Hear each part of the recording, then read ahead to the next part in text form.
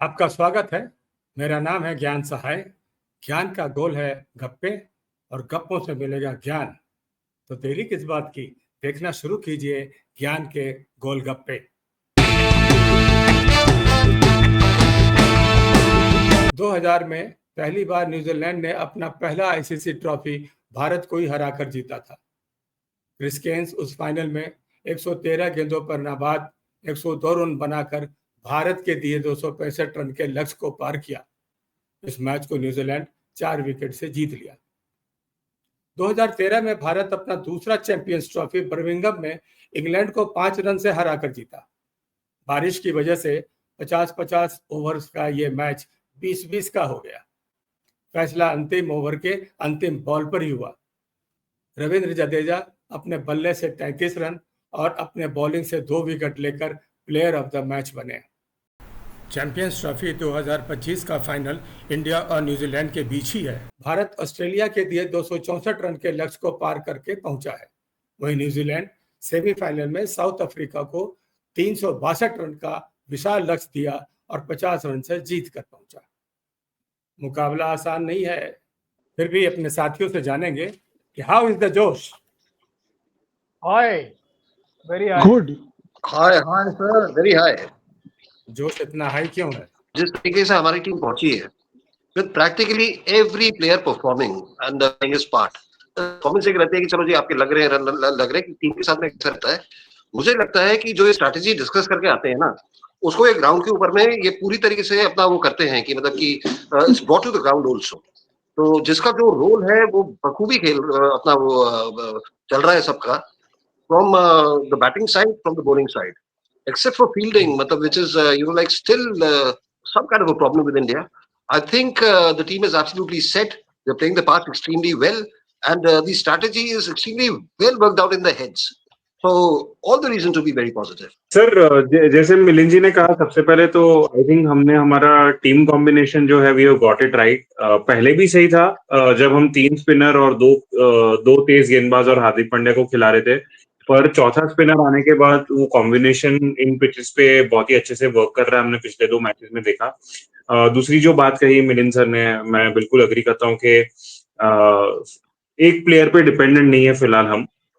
सारे players perform कर पा रहे एंड सबका रोल डिफरेंट लग रहा है। इनफैक्ट मुझे लग रहा है कि रिसेंटली सितांशु कोटक को अपॉइंट किया गया है as a batting mentor and for the first time in the longest while मुझे इंडिया की बैटिंग पे थोड़ा सा कॉन्फिडेंस लगता है कि everybody knows their game and everybody knows how to execute it also. तो ये मेरे लिए बहुत ही कॉन्फिडेंस देने वाली बात है। और पिछले जितने भी मैचेस हमने खेले, हर मैच में consistently, even if we look at the England ODI before the championship trophy, हमने कंसिस्टेंटली 10 आउट किए हैं, जो एक बहुत इंपॉर्टेंट चीज होती है मेरे ख्याल से। सो इन सब चीजों को मद्देनजर रख के मुझे लग रहा है थोड़ा सा जोश हाई है फिलहाल। तो आई थिंक 2 फैक्टर्स बहुत हेल्प कर रहे हैं। एक तो अक्षर पटेल और हार्दिक पांड्या का, आई थिंक उनका ऐड कर देना इट्स जस्ट डायनामिक चेंज कर रहा है। So that's why it's high, very high sir. Fruit basket में 2 किस्म के फ्रूट है, एक है चीकू और एक है कीवी। कीवी थोड़ा खट्टा फ्रूट होता है, चबाने में मजा नहीं आता है। चीकू में होता है शुगर की क्वांटिटी एकदम ज्यादा, तो जो चीकू का रस निकल के आ रहा है उससे हमारा जोश एकदम हाई है। और चीकू जो है वो सामने वाली टीम का मिल्कशेक बना देगा। बाकी बिल्कुल सही बात है कि हमारी टीम का जो कॉम्बिनेशन है ना वो इतना सॉलिड है कि मैं कह रहा हूँ कि इस वक्त हम फाइनल में अगर वॉशिंगटन सुंदर और ऋषभ पंत को भी खिला ले टीम में, वो भी परफॉर्म करके जाएंगे।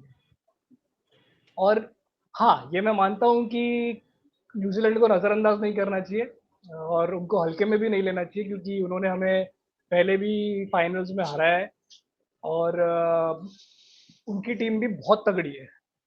और अब वो दुबई के कंडीशंस को समझ भी चुके हैं, परख भी चुके हैं। तो इंडिया को कुछ तो एक अच्छा प्लान उनके सामने रखना पड़ेगा ताकि हम ट्रॉफी उठा पाए। मैं सभी की बातों से एग्री करता हूँ, पर मुझे पर्सनली थोड़ा डर भी इसलिए क्योंकि आखिरी बार जब मुझे इतना कॉन्फिडेंस आया था तो मैं बिना सोए ही 2-3 रातें काटी थी मैंने 19 नवंबर, जैसा कि हम सबको याद है।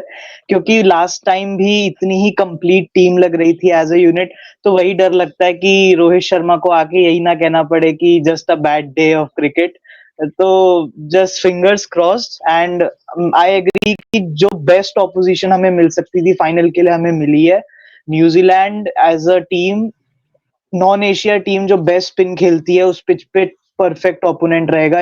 We are head for a great game, so excited and fingers crossed. मुझे इस बार नहीं सोना है, मेरे को डार्क सर्कल्स नहीं चाहिए, ऑडिशन देने हैं। साउथ अफ्रीका के खिलाफ 364 रन की पारी खेला था अभी न्यूजीलैंड, इतना बड़ा स्कोर रखा था, थोड़ा थोड़ा तो डरना चाहिए उससे। सर वो पाकिस्तान में किया था सर, वो इतना पाटा है वो पिच, लैंडिंग कर सकता मालूम है। एक बात बहुत है सर इम्पोर्टेंट, ये जो चैंपियंस ट्रॉफी का फाइनल है ना, इस पर 2 फिल्म डिसाइडेड है सर, 2 बायोपिक, शर्मा और कोहली का बायोपिक का एंडिंग क्या होगा, ये इधर से डिसाइड होने वाला। तो ये 500 करोड़ की फिल्में जो आने वाली, अंकित रोहित शर्मा के बायोपिक के रोल के लिए एकदम फिट है। तो मस्त कास्टिंग है तुझसे। Will pitch play a major role? Dubai के ग्राउंड्स के ऊपर भी 2 किस्म की पिचें अभी देख ली हैं। एक तो है which is a rank Turner, the ball is coming very very slow. अभी लास्ट मैच जब हम खेले थे तो मतलब वो पिच थोड़ी सी डिफरेंट थी। द फैक्ट इज, और कि मतलब बाकी टीम्स को ट्रैवल करना पड़ा, इसलिए ये हो गया, उसलिए वो हो गया करके। आप जो पाकिस्तान से दुबई की जो डिस्टेंस है, जो अगर एयर डिस्टेंस अगर आप देखते हैं, जो टाइम लगता है वो देखते हैं, उससे ज्यादा दिल्ली से चेन्नई की है। Last time we were travelling, उस समय किसी ने कुछ नहीं बोला है। और दूसरी चीज ये है कि इंडिया ने जो पहला मैच खेला था यहाँ पे, उससे पहले वो इस ग्राउंड के ऊपर में खेले ही नहीं थे। They are practicing at the ICC academy ground, which is very very different from this. The pitches are very different, everything is different over there. तो देखिए मतलब कि काफी लोग ये कह रहे हैं कि इन पिचेस के ऊपर में, और ये जो ग्राउंड जो है दुबई का, ये इंडिया का होम ग्राउंड है। जो भी ये बोला जा रहा है कि इन्होंने मैनिपुलेट किया, शाह ने मैनिपुलेट किया, टूर्नामेंट पूरा अपना जो एक ही ग्राउंड वहां पे जाके, हमने ग्राउंड के ऊपर में प्रैक्टिस की नहीं है। पर मैं मिलिंद सर से एग्री भी करता हूँ, मतलब इंडिया की एवरी संडे मैच होती है, बाकी 8 दिन कितने बोर होते हैं, कभी वो नहीं सोच रहे कोई कि कितना टाइम मिलता है उनको और उस टाइम में क्या किया जाए। मुझे लगता है न्यूजीलैंड एक ऐसी प्रोफेशनल टीम है कि उसके लिए इवेंचुअली मैटर नहीं करेगा किस कंडीशन में खेल रहे, या वो दूसरी टीमों की तरह ये एक्सक्यूज नहीं देंगे कि हमें तो सेमीफाइनल में पहले से होना चाहिए था, या ये हमारा होम ग्राउंड नहीं है और इंडिया ने यहाँ पे ज्यादा मैचेस खेले। We know that they are professionals, they are going to come out all guns blazing. We know that they are going to throw themselves around on the ground. हमें पता है कि वो उनसे फील्डिंग में ही किस तरह का एक परफॉर्मेंस एक्सपेक्टेड है। और जो 350 रन वाली बात है जो उन्होंने पिछले मैच में बनाया, तो मैं अंकित से अग्री करता हूँ कि वो कंडीशंस बहुत अलग है। और ये जो मैच खेला जाएगा, जिस भी पिच पे खेला जाए, वहां पे इसीलिए बराबरी का मुकाबला है, because even 250 is a decent score on both the pitches. Television broadcasting को मद्देनजर रखते हुए मुझे ये लगता है कि इस बार जो पिच होगी वो पिछले बार वाली पिच से थोड़ी मिलती जुलती होगी। इसका मतलब ये है कि थोड़ी बैटिंग फ्रेंडली विकेट होगी, ताकि थोड़े रन बने बोर्ड पे और मैच थोड़ा एंटरटेनिंग भी बने। स्पिन फ्रेंडली तो दुबई रहा ही है हमेशा से, but I think it will also, it won't be that difficult to bat on. तो जैसे कि सचिन रविंद्र और केन विलियमसन दोनों सेंचुरी मारकर आ रहे हैं, so they are in good touch and they are the 2 danger batsmen. They can score big runs on this ground as well. But yeah, our bowling attack is also competent enough to stop them. तो score तो खैर वही 270 280 के आसपास का बनेगा इस pitch पर, जो भी टीम पहले बैटिंग करे। और हाँ, इंडिया को जो एक एडवांटेज ये है कि दुबई में हिंदुस्तानियों की तादाद बहुत ज़्यादा है, स्टेडियम में वो पूरे जोर शोर से वहाँ मौजूद होंगे और सपोर्ट करेंगे। मैं भी साहित्य भैया की बात से एग्री करता हूँ। मुझे भी लगता है कि जो सिमिलर पिच ही मिलने वाली है फाइनल के लिए भी, जो पिछली बार थी, और उसी तरह का विकेट होगा जो थोड़ा सा बैलेंस आउट कर दे गेम को, प्लस थोड़े 270 280 के अराउंड थोड़े रन्स भी हों। बिकॉज अगर अटकलें जैसी अंकित भैया ने भी लगाई कि जो अटकलें लगाई जा रही हैं, अगर ये फेयरवेल है रोको का, तो उतने रन तो हो कि उनके पास कुछ मार्जिन हो। होपफुली फेयरवेल नहीं हो, पर अब जस्ट कंसिडरिंग जो मीडिया पे ट्रेंड्स चल रहे हैं, तो हम तो उन्हें और देखना चाहेंगे। After winning the toss, should India ball first or bat? एक फनी सी चीज है रोहित शर्मा के बारे में, एक जो साइकोलॉजिकल एडवांटेज लेने की बात करते हैं, अगर रोहित टॉस हारते हैं और अपोजिंग कैप्टन है, अगर वो बोलता है कि भाई हमारे को पहले बैटिंग करनी है, तो रोहित बोलता मैं तो बॉलिंग लेता। और अगर अपोजिंग कैप्टन ये बोलता है कि हमारे को पहले बॉलिंग करनी है, तो वो कहता हम तो बैटिंग करने में बहुत खुश हैं, मैं तो वही डिसाइड करके आया था। तो यू नो लाइक एक साइकोलॉजिकल लेवल पे ही always little bit of this thing pressure Yes, on the batsman. But I right. personally think that whatever this thing, bat first, put runs on the board, and then go for the kill. Rohit Sharma सबसे पहले तो I think 14 consecutive toss हार चुके हैं और ज्यादा दिक्कत नहीं होगी अगर वो एक टॉस और हार जाए. It might be a good toss to lose again because जैसे हमने कहा कि दोनों तरह से मुकाबला बराबरी का है. ऐसा नहीं है कि शाम को बहुत ड्यू आ जा रही है और स्पिनर गेम के बाहर हो जा रहे हैं. तो मुझे लग रहा है कि toss will not have a very big impact on us. And it might be a good toss to kind of lose. Dubai इतना कमर्शियल चीज है ना, दुबई जो जगह है, तो पूरा प्लान किया गया है सर. टॉस हारेगा, न्यूजीलैंड बैटिंग करेगा और धूप चली जाएगी, इंडिया की बैटिंग आएंगे. दुबई वाले लोग स्टेडियम में आते हैं, आप हमेशा देखना स्टेडियम आधा खाली रहता है. 6 बजे के बाद लोग आते हैं स्टेडियम. तो आई थिंक मतलब ऐसा ही होगा. न्यूजीलैंड टॉस जीतेगा, they will do a batting and हम चेस करेंगे. लिम सर जो बोल रहे थे कि रोहित शर्मा टॉस जीतने के बाद जो ऑपोजिशन टीम है उसका ऑपोजिट बोल के वो एक साइकोलॉजिकल गेम खेलता है. मुझे जहाँ तक मुझे लगता है कि रोहित शर्मा के बारे में जो भी कहा गया है और लोग जानते हैं कि वो भूल जाता है कि क्या करना है, तो वो टॉस जीतेगा तो भी वो भूल जाएगा कि उसको करना क्या है. तो जैसा सब कह रहे हैं कि it is best that he loses the toss. और टॉस अगर जो भी टीम वैसे जीतेगी तो यही लग रहा है कि वो बैटिंग पहले करेगी और they will try to put up a big score. हमेशा मैच रेफरी इंडियन ही रहता है बताने के लिए उनको. आंख बता, रोहित भूल जाता है ना बीच में, तो कोर्ट के अंदर लिखा रहता है, इस ब्लेजर के अंदर. मैं भी मिलिंद सर की बात से बिल्कुल एग्री करता हूँ. फाइनल का प्रेशर होगा तो प्रेफरेबली पहले बैटिंग कीजिए, put runs on the board.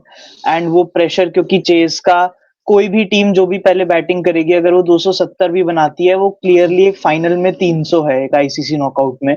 तो वो जो प्रेशर है वो रहेगा ही. And of course Rohit Sharma toss हारे जीते, हमें मैच जीतना है, वो क्लियर कट बात है. पर आई वुड प्रेफर कि इंडिया पहले बैटिंग करे, वो एक्स्ट्रा चेज वाला प्रेशर हम पे ना ही आए. Next I'm question है. surprised over here because we are set to have the chase master in our side. और चीकू शेख की भी बात की गई तो फिर हम चेस करने से क्यों कतरा रहे? हमने 2011 का वर्ल्ड कप भी चेस करके जीता था. Any change in playing 11 of Indian team? कोई चेंज हो सकता है, तो that can actually be Arshdeep coming in for Kuldeep. Basically आपके जडेजा और अक्सर ये तो खेलेंगे ही खेलेंगे, मतलब there is no doubt. Kuldeep की जगह आ सकता है. ऐसा नहीं, कुलदीप बहुत बढ़िया बॉलर है, मतलब हो सकता है कि कुलदीप खेले और 5 विकेट निकाल के इंडिया को जितवा दे. लेकिन अगर कोई मतलब विकेट है जो बहुत ज्यादा टर्न नहीं रही है, तो मुझे लगता है कि अगर किसी विकेट पेसर को लाना है तो एक फाइनल में, बिकॉज अर्शदीप को इस टूर्नामेंट में अभी तक किसी ने देखा भी नहीं है. अगर कोई चेंज होता है, मुझे लगता है that can only be Arshdeep for Kuldeep.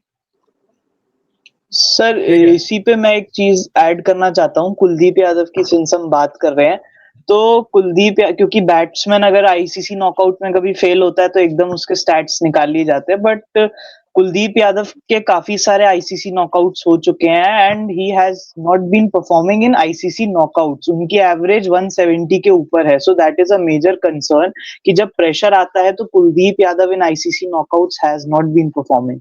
So just putting it out, क्योंकि मैं देख रहा था स्टैट और उनकी बात नहीं हो रही है इतनी. कुलदीप यादव को एक विकेट के पीछे एक खिलाड़ी हुआ करते थे जो मैच बदल देते थे, वो लगते हैं उनके परफॉर्मेंस निकलवाने के लिए. वो अभी है नहीं टीम में. तो ऐसा हो सकता है. और लेकिन जैसे वैभव बोल रहे थे कि वॉशिंगटन सुंदर आ सकते हैं अगर कुलदीप की जगह, तो लेफ्ट हैंडर के लिए दोनों की बॉल बाहर ही जाने वाली है. वॉशिंगटन की बाहर जाएगी, कुलदीप की भी बाहर ही जाएगी, तो वो इतना डिफरेंस होना नहीं वाला. बट हाँ, वॉशिंगटन की batting is an added advantage. So that's a good, interesting Yes. choice. मतलब True. it can work for India. I interest मेरे को अच्छा लग रहा है वो choice. अगर इंडिया लेती है तो it's a positive choice. What Sahitya says brings us to the point of selection. Right now आप अर्शदीप को खिला लें, आप हर्षित को खिला लें, आप कुलदीप को खिला लें, मतलब बेसिकली हमारे पास में सारे जो प्लेयर्स हैं वो तैयार बैठे हुए हैं सारे के सारे. तो दिस इज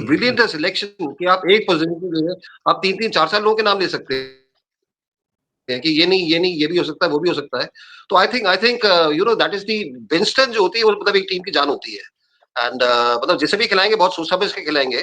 तो बस उतना है कि आई थिंक बहुत बढ़िया प्लानिंग है, बहुत बढ़िया। फिंगर्स क्रॉस्ड, कप उठाएं और वापस आए। फिर कुलदीप को आदत पड़ गई ना गाली सुनने की, तो वही रखते हैं अभी। सही बोल मतलब रहा है। Kuldeep is the punching bag of the team also. पिछले मैच हाँ में रोहित शर्मा से भी गाली खाया और विराट कोहली से भी गाली खाया। हाँ, एक इधर से बीसी सुना दिल्ली स्टाइल में, एक इधर मुंबई की स्टाइल में, वड़ा पाव की तरह, लाइक छोले भटूरे भी मिले, वड़ा पाव भी मिले। कि न्यूजीलैंड के बैटिंग लाइनअप को देखते हुए, क्योंकि इतने सारे लेफ्ट हैंडर्स हैं, क्या आप एक लेफ्ट आर्म स्पिनर की जगह एक ऑफ स्पिनर के लिए खिलाने को टीज, यानी सुंदर बाहर बैठे हैं, तो क्या वो एक टीज है कि शायद हम सुंदर को खिला सकें, क्योंकि बहुत सारे लेफ्ट हैंडर्स हैं न्यूजीलैंड की बैटिंग ऑर्डर में? वैभव के पॉइंट पे मैं ये कहना चाहूंगा कि मुझे लगता है कि अक्षर पटेल, रविंद्र जडेजा, वरुण चक्रवर्ती, कुलदीप बहुत अच्छा कॉम्बिनेशन बना है। और वो बैटिंग को मद्देनजर रखते हुए हम अक्षर या जडेजा को बाहर नहीं बिठा सकते। तो मुझे लगता है कि the same combination will play. मुझे लगता है कि किसी भी टीम के पास ऐसे कंडीशंस का अनफेयर एडवांटेज नहीं है। मुझे ये जरूर लगता है कि एक एडवांटेज इंडिया के पास है कि शायद मैट हेनरी, जिन्होंने पिछले मैच में 5 विकेट लिए थे, वो इंजर्ड हो गए हैं और शायद हो सकता है कि वो ये मैच ना खेले। और उन्होंने पिछले मैच में हमारे 5 आउट किए थे, और मोस्टली वरुण चक्रवर्ती ये मैच जरूर खेलेंगे, जिन्होंने न्यूजीलैंड के 5 आउट किए थे। और मुझे नहीं पता कि with in a matter of 1 week और a couple of weeks how much of improvement you can bring around in terms of reading a bowler, because New Zealand batters were not being able to read Chakravarti very well. So that might be a huge advantage for us going forward in the match. Expected scores 270 280। Basically मतलब अगर जो पहली जो pitch पे खेले थे, जो turn कर रही थी, उनके पास भी अच्छा स्पिनर है, तो मतलब वो अगर वो वाली विकेट होती है तो 270 275 विल बी वेरी गुड। और जो सेकंड पिच में हम लोग जो पिछला मैच खेले हैं, अगर वैसी होती है तो 320 डेफिनेटली होना चाहिए, इतना कम से कम होना चाहिए। सर मुझे यही लग रहा है कि जो एवरेज स्कोर्स हमने यहाँ पे देखे कि अगर जो पहले वाले जो टर्निंग वाले ट्रैक्स थे ज्यादा, वहां पे anywhere between 230 and 250 might be a decent score. मैं इसलिए कह रहा हूँ कि मुकाबला बराबरी का है, क्योंकि आप 230 250 बनाना थोड़ा डिफिकल्ट भी है और एक डिसेंट टोटल भी है, पर वो चेज भी हो सकता है। और अगर जो ऑस्ट्रेलिया वाली विकेट पे अगर हम खेलते हैं, तो again 260, 270, 280 around will be a good score. And the other team will also be in the game to, still be able to chase it. So yeah, I'm going with 240 and 270, 280. 40 to 280। जी, अगर वो इतना pitch बड़ा पे depend करता है। 240 on the more turning track that we have seen in the previous matches that India played, and 270 280 on the if we are playing on a similar wicket that India versus Australia वाला जो match हुआ था, इसलिए मैं कह रहा हूँ। Sir Australia वाला पिच है तो 300 रन होगा, एक ही फिगर दूंगा, प्रतीक की तरह पूरा टेबल नहीं दे दूंगा, सब कुछ। मैं तो ऑस्ट्रेलिया वाली विकेट होगी तो दूसरा विकेट हुआ हाँ तो सर, तो मतलब तो भी 270 280 282 होना चाहिए। अभी एकदम एग्जैक्ट नंबर देता हूँ, 277 रन्स। अरे वाह, और मैं ये चाहता हूँ कि ये 270 और 280 के बीच में इसलिए रहे, क्योंकि यहाँ पर ना मैच इंटरेस्टिंग बनता है, क्योंकि इसमें मैच फंसने वाला बनता है और मैच जाता है लास्ट ओवर तक। क्योंकि 300 में क्या है, एक अरे नहीं फंसा रहा भाई, कि नहीं एग्रेसिव खेलना है। अरे यार एक अच्छा मैच मिलेगा यार, मजा आएगा। बहुत दिन हो गए सुपर ओवर नहीं देखा है यार। सर तो 2011 का हाईलाइट देख लो ना, आपको रिस्क लेना ही नहीं है तो। धोनी के मैचेस में तो होते ही थे। मुझे भी लगता है 280 पार स्कोर होगा, और 280 कोई भी टीम बैटिंग फर्स्ट करती है, 280 बन गया, उसके बाद चेज करने में you will need blinder of a knock. उसके अलावा 280 would be a winning score, I believe 280 नहीं होगा chase. Who will be the game changer for either team? Game changer क्या कि मेरे हिसाब से न्यूजीलैंड के लिए अगर होगा तो रचिन होगा, और अगर इंडिया के लिए होगा तो श्रेयस होगा। इंडिया के लिए मैं कहूंगा हार्दिक पांड्या, और न्यूजीलैंड के लिए मैं कहूंगा ग्लेन फिलिप्स। सर मैं अभी लास्ट टाइम एक भरोसा करके देखता हूँ, रोहित शर्मा के ऊपर तालाब लेके आएंगे गर्म पानी वाला, टेंशन ही नहीं, गर्म ही रहेगा, तू टेंशन मत ले, तू खेल। या ऑस्ट्रेलिया में सॉरी न्यूजीलैंड में विलियमसन। हाँ, मैं न्यूजीलैंड का मैं भी पहले बोलूँ कि मुझे लग रहा है कि Williamson will be the key player, और जहाँ तक मुझे लग रहा है कि ये विलियमसन का लास्ट ओडीआई हो सकता है, and so he will give it all. और इंडिया के लिए गेम चेंजर मेरे हिसाब से will be very difficult to choose, इतनी बढ़िया टीम है, but I will go with Shubman Gill. तो पहले वैसे तो मैं भी ग्लेन फिलिप्स चुनता, पर मुझे सुनने में आया कि उस दिन दुबई में नो फ्लाई जोन है, तो ग्लेन फिलिप्स शायद नहीं खेलेगा। पर उसके अलावा व्हाट आई स्ट्रांगली फील कि जो इनका न्यूजीलैंड का गेम चेंजर है, एक जो इंडिया अभी तक क्रैक नहीं कर पाई सही से, Mitch Santner. He is also the captain, he is doing a great job as a captain also, and with his batting भी थोड़ी बहुत जो नीचे, जिसका क्रेडिट राइडू जी ने तो धोनी को दे ही दिया है, और प्लस द बॉलिंग जो लेफ्ट आर्म स्पिन है, जो ऐसे ही इंडिया कभी कभार फंस जाती है। और इंडिया की तरफ से I would root for Axar Patel, क्योंकि he has been a brilliant player throughout the ICC tournament जो लास्ट 2 इंडिया ने खेले हैं, and also with the performance जो उन्होंने फाइनल में अभी जो हमने कप जीता था आईसीसी T20 वर्ल्ड कप, तो भी he showed a great performance in that game. So I would go with Akshar Patel for India. Guess player of the match. Shreyas. हार्दिक। अक्षर पटेल। वही गेम चेंजर जो था मेरा, वही होगा हाँ, Shubham player Gill. of the match। Akshar Patel, sir. Akshar. Who will be the highest run getter in the tournament? मेरे हिसाब से तो विराट कोहली ही होगा highest run scorer of the tournament. मैं I am betting on the fact कि रचिन को हम लोग जल्दी आउट करेंगे। मेरे हिसाब से रादर चाहता हूं कि शुभमन गिल बने highest run scorer of the tournament. तो अगर शुभमन एक और सेंचुरी मार देते तो I am sure he will be very close to. Which bowler will be taking maximum wicket in the tournament? हाँ, अभी हेनरी में और शमी में 2 विकेट का फर्क अभी फिलहाल चलता है। वरुण और सैंटनर दोनों साथ साथ पे शमी से 1 पॉइंट पीछे हैं। अगर 5 विकेट निकालता है तो शमी बनेगा, जो मेरे को लगता है, और 5 विकेट वो निकाल सकता है, बिकॉज मतलब we are expecting a spinners to get most of the wickets, but Shami ने जैसा पिछले गेम में बॉलिंग किया है, अगर वैसा विकेट भी अगर दोबारा से मिल जाता है, I think he can now, because final game है, वो 5 निकालता है तो फिर मेरे को लगता है कि शमी। काफी इंटरेस्टिंग स्टैट है। टॉप 4 में 2 इंडियंस है और 2 न्यूजीलैंड वाले हैं। फर्स्ट पे मैट हेनरी है, सेकंड पे शमी है, थर्ड पे वरुण चक्रवर्ती और फोर्थ पे मिचेल सैंटनर है। चक्रवर्ती और सैंटनर दोनों 7-7 विकेट पे, शमी 8 पे और हेनरी 10 विकेट पे। मतलब दुबई के पिचेस में दोनों हेनरी और शमी दोनों ने 5-5 विकेट निकाले हैं। बहुत इंटरेस्टिंग स्टैट है। तो मैट हेनरी तो शायद मोस्टली ऐसा लग रहा है कि रूल आउट हो जाएंगे, तो हम बाकी तीनों में से पिक एंड चूज कर सकते हैं, बिकॉज आई हर्ड दैट उनका कुछ शोल्डर में चोट लगी है and they are not so sure whether he will play, and even if he plays will he be at his fittest best. तो अगेन चाहूंगा वरुण चक्रवर्ती हो top wicket taker. I will go with Mohammed Shami, big match player.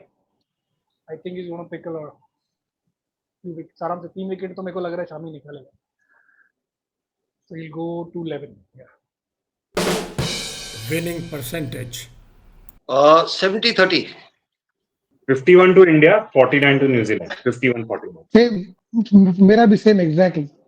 Same exactly, 51-49. ये I think 80% India will win, 20% chances New Zealand. मैं sir वैसे 50-50 देता, पर क्योंकि जय शाह भी दुबई में है तो मैं 60-40 कर देता हूँ, 60 इन इंडिया फेवर। वैभव बहुत डरा हुआ है, वो बात तो कंफर्म। नहीं, बट ऑस्ट्रेलिया के साथ जो इंडिया ने खेला ना, उसके बाद पता नहीं मेरे अंदर एक, वो कहते हैं ना, एक एनलाइटनमेंट आ गया। मैं एक ऐसे सुकून की नींद ले रहा हूँ। मुझे बहुत ज्यादा भरोसा आ गया टीम पे सडनली। मुझे लग रहा है पर कि ये ये टीम निकाल लेगी बड़े आराम से। पर ये ऑस्ट्रेलिया टीम थोड़ा सा वो था ना, ये कांगारू जो होता ऐसा था, जो जंप नहीं मार सकता, जख्मी था थोड़ा। पर फैक्ट ये, इंडिया जीतेगी 100%, ये फैक्ट। कैसी लगी हमारी गप्पे? मैच के बाद हम फिर आएंगे, मिलिएगा जरूर, लेकिन एक निवेदन है, लाइक सब्सक्राइब और शेयर तो करते जाइए। बहुत बहुत धन्यवाद। देखते रहिए ज्ञान के गोल गप्पे।